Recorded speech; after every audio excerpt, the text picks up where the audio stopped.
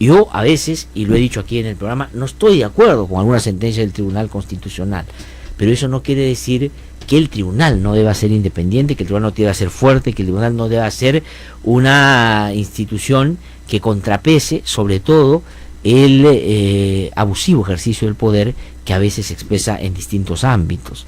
Y eso es lo que yo he venido sosteniendo en estos días, está en riesgo porque el Congreso de la República ha iniciado todo un proceso para acusar constitucionalmente a 4 de 7 magistrados del Tribunal Constitucional por un fallo, por una sentencia que dieron, y eso no debería ser así, porque a los jueces fiscales se les puede criticar, pero no por la manera como piensan, pues llevarlas a sentar el banquillo de acusados para sacarlo de su cargo, si no es que convalidan lo que uno cree debería haber hecho en esos casos.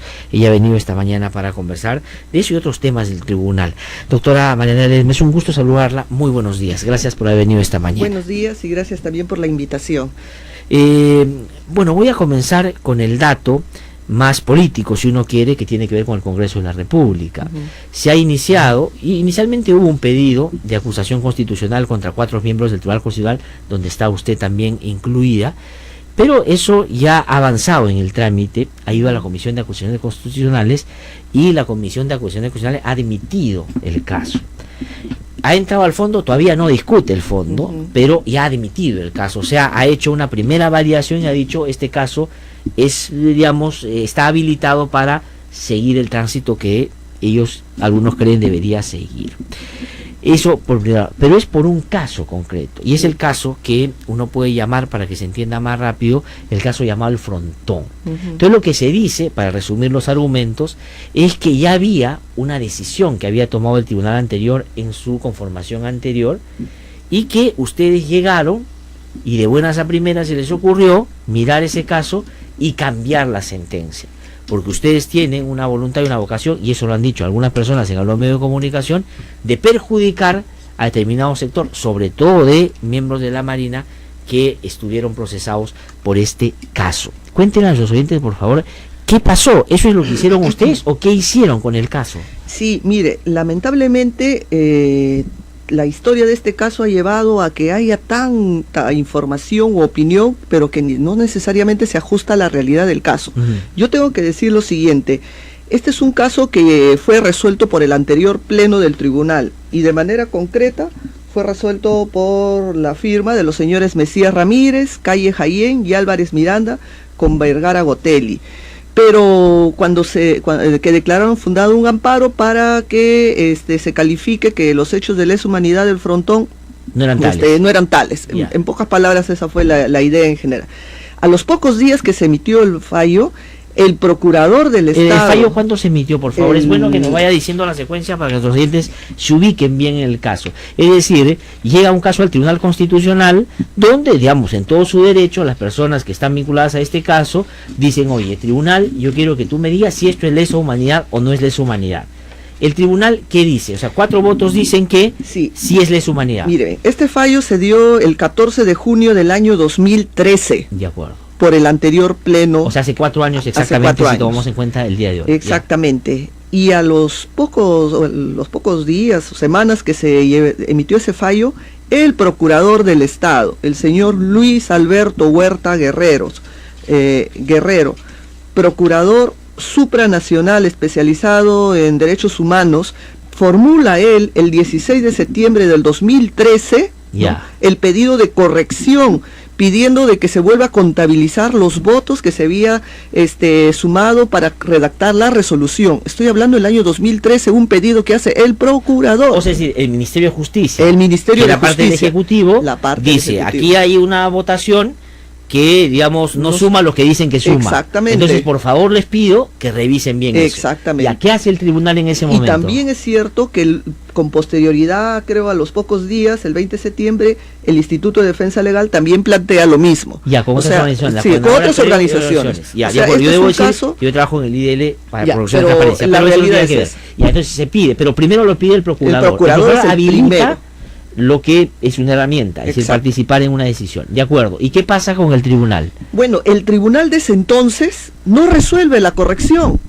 Formalmente no hay ninguna resolución firmada por los 3 magistrados o 4 magistrados de ese entonces que corrijan, si es que ellos consideraban que había algo que corregir. O se reafirmen en su decisión. No lo hay, más bien hay otros documentos internos que por reserva de la información lo guardaremos y en su momento será motivo de nuestra defensa ante el Congreso, donde sí hay las evidencias de que lo que nosotros hemos resuelto hoy es lo que se tenía que decir en ese momento. Ajá. Pero como ya era tan evidente, no se firmó, no suscribieron ninguna resolución de corrección. Ahora, mientras hay un pedido de corrección Sí. en curso, o sea, hay una decisión tomada, pero hay un pedido de aclaración, creo que se llama el pedido, ¿no? Concretamente fue un pedido de subsanación. De subsanación, oficio. así se llama, subsanación Sí. de oficio.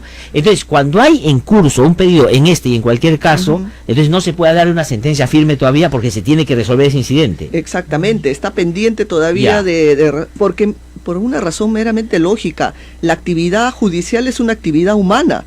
El error no puede generar derecho. Si es que ha existido un error en el cómputo de los votos, no puedo yo validar y decir por una situación tan irregular que hay acá una cosa juzgada, ¿no? Más aún si el procurador del Estado es el que está colocando en debate esa discusión y volviendo a pedir que se vuelva a contabilizar los votos. Miren, contabilizar los votos es un acto tan objetivo, tan verificable, que ahí no va ni siquiera en un tema subjetivo. Es solamente verificar y sumar y ver si es que realmente se alcanzaron los 3 votos. Pero lo que se quiere decir acá es que 3 votos más un 0 votos, en la lógica del magistrado Vergara Gotelli hacen 4 votos, cuando 3 más 0 es 3, de acuerdo, no es 4. Vamos a ir justamente a eso. Entonces, el 2013, que ellos tenían el pedido del Ministerio de Justicia y de organizaciones civiles, de la sociedad civil, no resuelven. Ustedes, cuando entran al Tribunal Constitucional, estamos hablando de qué fecha ya, ¿cuándo son elegidos ustedes? Ingresamos en junio del 2014. Ya, o sea, un año después, exactamente. Un año después.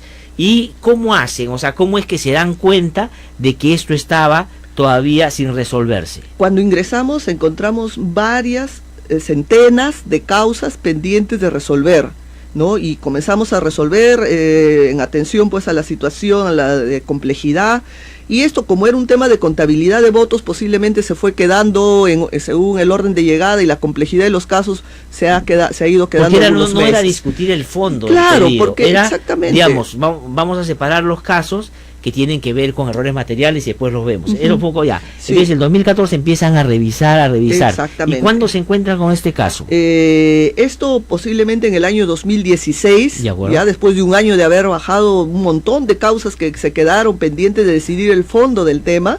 En el año 2016 se toma la discusión de este caso y ha generado pues toda una reflexión por cada despacho, por cada magistrado, que al final por una mayoría de 4-3 magistrados se optó por admitir el pedido de corrección del procurador.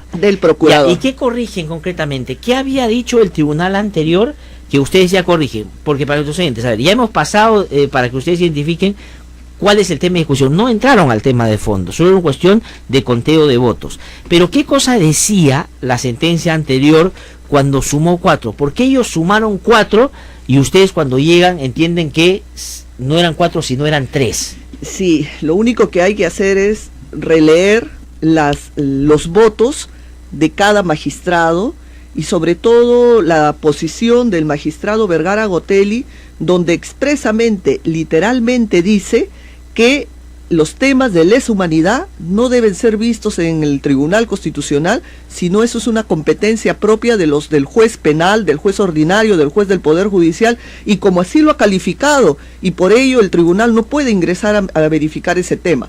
Sin embargo, los magistrados Mesías, Calle y Álvarez, ellos 3 textualmente sí consideraron de que los temas de lesa humanidad no deben ser considerados así en el Poder Judicial. De acuerdo, ellos sí tenían una posición firme en ese sentido. Exacto. Pero él firme también, pero del otro lado, diciendo que no tiene que meterse. Claro. ¿Y por qué contabilizan a Vergara Gotelli? Porque Vergara Gotelli encuentra la anomalía para justificar el habeas corpus en una indebida motivación. Y aquí otro argumento. Es otro argumento y tiene otro efecto. Y ahí sí votaron los 4 juntos. Y ahí lo votaron los 4 juntos porque los 4 coincidían en que era fundado el habeas corpus. Ajá. Pero 3 por tema de que no es tema de lesa humanidad, y 1, Vergara Gotelli expresamente dijo, tema de lesa humanidad no va, pero yo considero que acá es fundado por un tema de motivación. De acuerdo, a ver, voy a tratar de resumir, porque para que los Sí. oyentes lo sigan. O sea, si lo entiendo yo, lo va a entender toda la gente. A Exacto. ver si yo lo he entendido bien. A ver, lo que usted dice, este caso llega al Tribunal Constitucional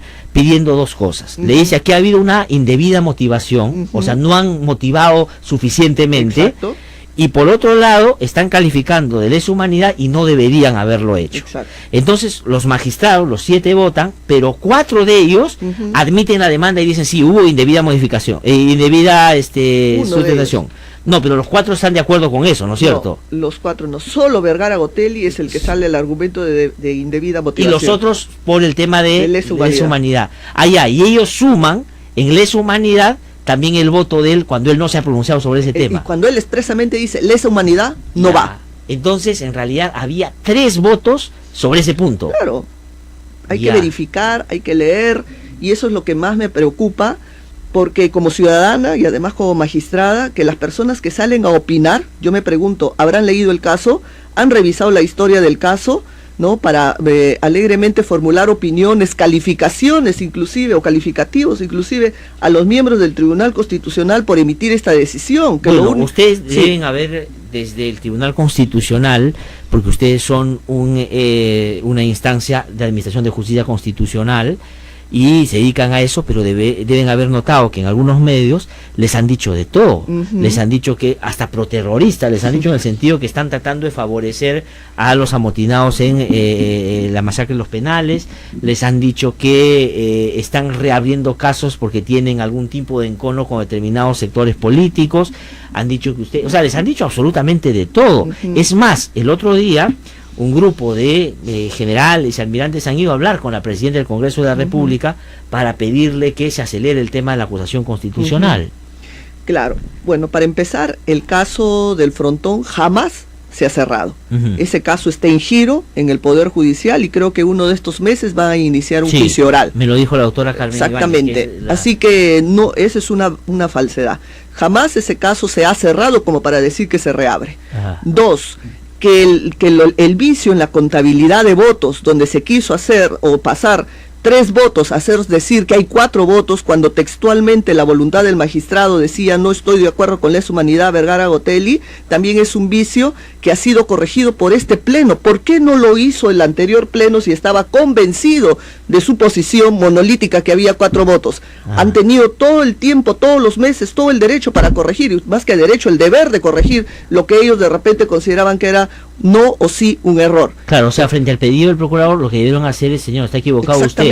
Hay 4 votos y nos ratificamos en eso. Exactamente, Punto. exactamente. Y el no haberlo hecho, ¿qué puede significar en términos, digamos, ustedes como magistrados, que quisieron dejarlo ahí como para que nadie se dé cuenta en el camino? Daría Bueno, la ese impresión. es un tema bastante subjetivo que Claro. responderán pues, a estos 3 magistrados o 4 magistrados por qué no resolvieron o no corrigieron sus decisiones, ¿no? Pero también uno llega al cargo y uno tiene el deber de resolver todas las causas pendientes, bien o mal, le agrade o no a un sector de la ciudadanía, pero estamos cumpliendo el deber de decidir las causas pendientes. En este caso se demoró un poco porque consideramos que era un tema de suma de votos que no era de tanta complejidad.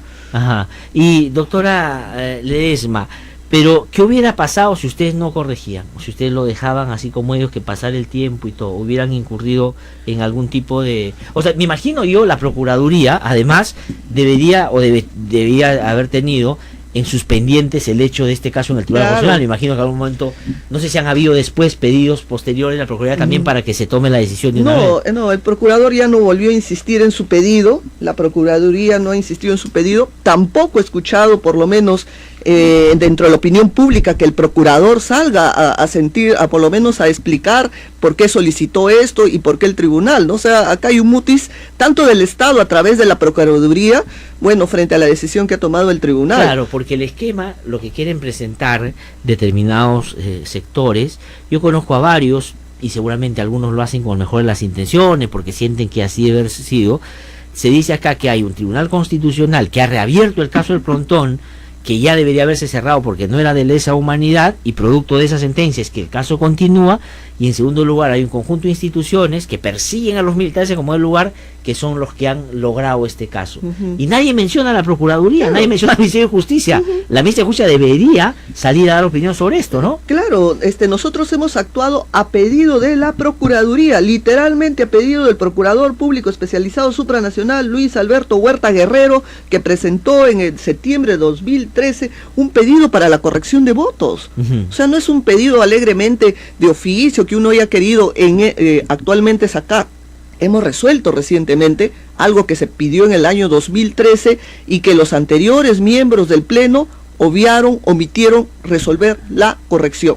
Los argumentos o las razones por qué no corrigieron, lo responderán ellos o sabrán por qué. Pero nosotros cuando llegamos hemos tenido y tenemos el deber de seguir resolviendo todo lo pendiente.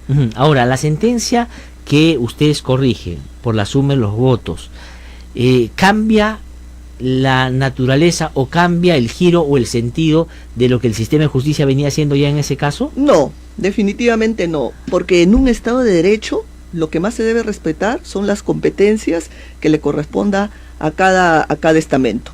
El Tribunal Constitucional no tiene competencia para pronunciarse si los hechos expuestos así constituyen lesa humanidad o no, porque ya lo hizo el Poder Judicial, es un proceso que está en giro. Y el Poder Judicial determinó de que era de lesa humanidad, por eso es que se mantiene exactamente, ¿no? Entonces nosotros no podemos interferir sobre un proceso en giro, y más aún un proceso que está controlado por la Corte Interamericana de Derechos Humanos. Es un proceso que tiene un foco desde esta Corte. Entonces, y donde el juez penal ordinario, a la luz de los hechos, ha decidido no calificar eso como lesa humanidad. Nosotros no somos una instancia suprapoder judicial para revisar los hechos, calificar y todo.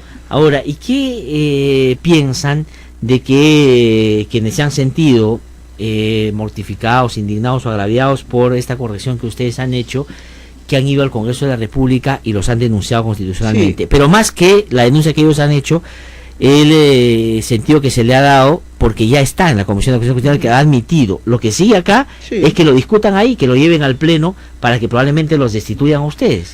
Claro, mire, en un Estado de Derecho existe la posibilidad que todo ciudadano pueda plantear una denuncia constitucional contra los jueces del Tribunal Constitucional, y yo saludo ello que exista. Y a eso ningún magistrado del tribunal rehúye a esa posibilidad de una denuncia. Y que desde ya quiero dejar claro que por lo menos en mi aspecto personal, yo no estoy cuestionando de que un ciudadano ejerza su derecho a denunciar a los magistrados del tribunal. Bienvenidas las denuncias. Lo que yo estoy cuestionando es que se haga una desinformación, se tergiverse los hechos, se cuestione la autoridad social del tribunal, se deslegitime la imagen del tribunal tergiversando hechos. O sea, la libertad de expresión, de opinión, no es una libertad absoluta y restricta, ¿no? También hay que ejercerlo con cierta responsabilidad.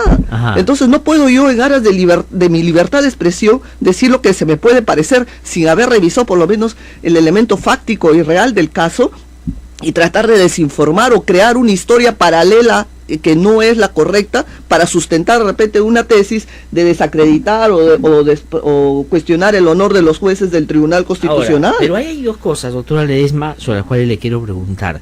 Una, eso que usted dice, ese test de proporcionalidad en términos de que si debió hacerlo el Congreso, o sea, la Comisión de Acusación Constitucional debió decir, a ver, aquí hay o no hay elementos, por dos motivos. Uno, por si es verdad lo que están diciendo o no. Pero lo segundo es, y le pregunto por esto, ¿un magistrado del Tribunal Constitucional, la Corte Suprema, o en general un magistrado, puede ser sometido a la posibilidad de una destitución por el sentido de su fallo, inclusive si fuera verdad lo que están diciendo? ¿Eso es posible, no?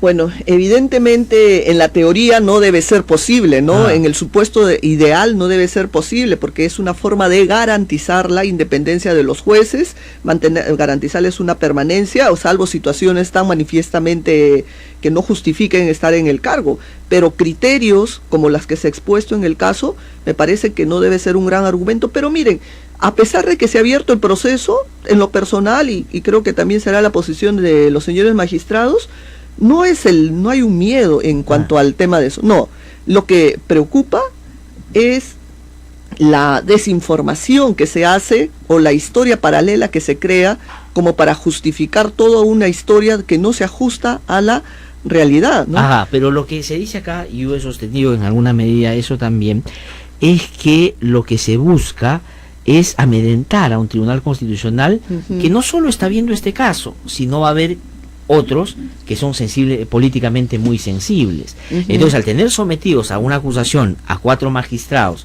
con la posibilidad de destituirlos, sobre todo porque hay la predominancia de un grupo político en el Congreso que tiene 71 votos, entonces eso puede hacer que el tribunal se vuelva más flexible con otros casos políticos. Sí, no es el escenario ideal.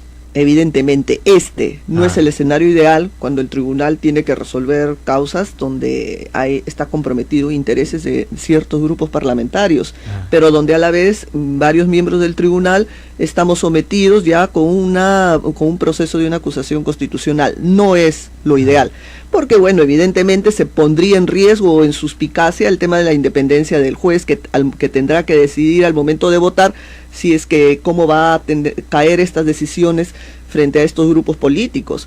Eso podríamos decir es lo externo, lo que podemos mostrar, pero también es el otro lado interno, ¿no? ¿Cómo se va a sentir cada juez del Tribunal Constitucional cuando su permanencia en el cargo también está sometido al Congreso, ¿no? Entonces, ahí ya ingresa pues otras variables, la fortaleza en los ideales, en los principios, en el juramento que hemos hecho cuando hemos ido ante el tribunal de defender la Constitución, y además pienso que debe primar otra cosa, y a eso yo aspiro, y yo con confianza miro esto, que cuando se tenga que resolver el tema de la acusación constitucional se haga con razonabilidad, se haga con mucha objetividad, y lo único que yo invito es a que sumen las decisiones, a que lean el caso, sumen los votos, porque 3 más 0 no es 4, 3 más 0 es 3, y en esa causa se alcanzó 3 votos. Acá es un argumento súper verificable y que llevaría a decisiones súper objetivas.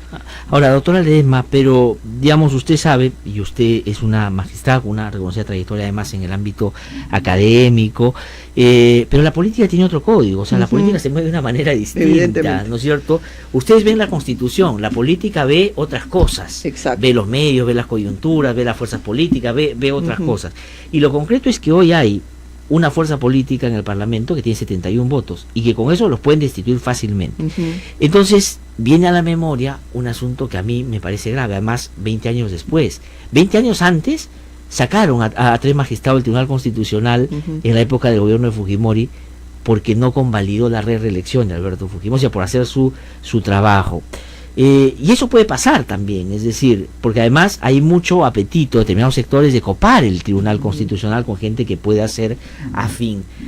¿Qué tienen que decir sobre eso? Bueno, es una probabilidad, como también es otra probabilidad que no lo sea, y que estos grupos políticos miren la labor del tribunal con una dosis de objetividad y de razonabilidad en la decisión que tienen que tomar, porque de todas maneras va a generar un impacto político para bien o para mal. O sea, las decisiones que usted toman pues son casos muy sensibles. Y estamos hablando ahorita de los políticos. Podríamos entrar a hablar de los económicos, donde han habido resoluciones también que yo he cuestionado mucho aquí, de algunos magistrados que favorecen a determinados sectores. Pero no están en el tribunal ni asustados, ni temerosos, ni algunos ya diciendo, oye, mejor para no tener problemas con el Congreso, vamos a retroceder o actuar de otra manera. Mire, yo no puedo hablar del resto de mis colegas, señores magistrados del tribunal, pero yo podría inferir que no hay ese tema de miedo, ni de repente de amedrentamiento que podrían sentir, creo. En lo personal yo hablaré, yo no tengo miedo, yo sé a lo que me he metido, esa es la función de todo juez, es el ejercicio que lo he demostrado durante más de 20 o 25 años a la ciudadanía en el Poder Judicial, y ese es el trabajo lamentablemente de un juez en estos escenarios donde a veces se pretende quebrar su independencia a través de estos mecanismos, ¿no? Que no son nada buenos para un ejercicio democrático de derecho. Y no son buenos porque generan la sensación de buscar someter a una instancia constitucional al juego de la política. Claro, y miren, más allá de esa sensación, no es saludable para una organización democrática en la que nosotros queremos aspirar, ¿no? Ajá. Porque lo que a través de ello lo que van a buscar es debilitar la imagen de las instituciones, debilitar la imagen del tribunal, desacreditar, deslegitimizar los criterios del tribunal, cuando por lo menos deberíamos tratar de fortalecer a través de las opiniones, discrepantes o no, pero por lo menos fortalecer las ideas de estas instituciones, sobre todo la del tribunal. Ajá. Pero en el caso del tribunal, y tengo que terminar Sí. ya, ¿por qué sería? Es decir, ¿por qué a determinado sector político le conviene un tribunal desacreditado? Bueno, miren, la labor de todo juez nunca es a satisfacción de las partes. Siempre habrá un grupo que no estará de acuerdo y habrá otro grupo que sí estará de acuerdo. Los grupos que no estarán de acuerdo sencillamente buscarán cuestionar o retirar a los jueces que de repente no coinciden con sus pensamientos, ideologías o criterios que puedan Claro, tener, eso no es ¿no? democrático, ¿no? No es democrático, Porque, pero digamos, yo discrepo con el Tribunal Constitucional en varias cosas, ¿ah? Sí. En varias, pero no se me ocurriría decir denuncien a estos magistrados porque no hacen lo que yo creo que deben hacer. O sea, puedo criticar, pero ahora lo que está pasando, ustedes dijeron una cosa, no nos gusta, entonces que los voten porque han sacado una sentencia, bajo el argumento además de que ya era una cosa juzgada, que ya no se puede tocar, y usted nos ha explicado que nada de eso había. nada, porque el procurador mismo, un representante del Estado, es el Estado contra el Estado. El procurador cuestiona la decisión, nosotros le damos la razón al procurador, luego el Congreso nos cuestiona por haber dado la razón al procurador. Así de loco es este tema. Ahora, y para terminar, y usted sabe que la política en el Perú se está judicializando y todos quieren llegar al Tribunal Constitucional de una u otra manera pensando en que ahí se va a resolver la política del país, o sea, habeas corpus, indultos, todo. Son conscientes de lo sensible que va a ser en los próximos meses y años el trabajo del Tribunal Constitucional. Claro, la política siempre ha estado judicializada en nuestro país, que ha sido más evidente o es más evidente en estos últimos tiempos a raíz de la creación del Tribunal Constitucional, sí lo es, pero todo juez constitucional que asume este cargo asume también todos los riesgos de ser de la fortaleza frente a la el posible resquebrajo de su independencia. Todo juez tiene que tener ciertos parámetros, ciertas fortalezas, cierta construcción emocional, jurídica, ¿no? Para poder soportar todos los cuestionamientos que se puedan hacer, bien o mal, pero sobre eso uno decide. Y además los magistrados tienen que ser ingratos con quienes lo eligieron, justamente para mantener independencia. Y eso creo que todos los magistrados del tribunal lo tenemos súper bien claro. Más bien los políticos creen que yo te di mi voto, entonces tú tienes que actuar como yo quiero. Exactamente. Cuando es exactamente al revés, ¿no? Sí. Doctora Ledesma, le agradezco muchísimo A ustedes por haber también venido con tanta claridad a contarnos qué cosa es lo que está sucediendo y ojalá que esto lleve a un debate, sí, pero digamos informado y la verdad, para comenzar, sin adjetivos, y en segundo lugar, pues no tratando de confundir a la gente porque aquí no hay una pretensión ni una vocación del tribunal de perseguir a determinados sectores. Muchísimas gracias. Gracias. Vamos a ir a una pausa, regreso un instante aquí en No Hay Derecho. No hay derecho.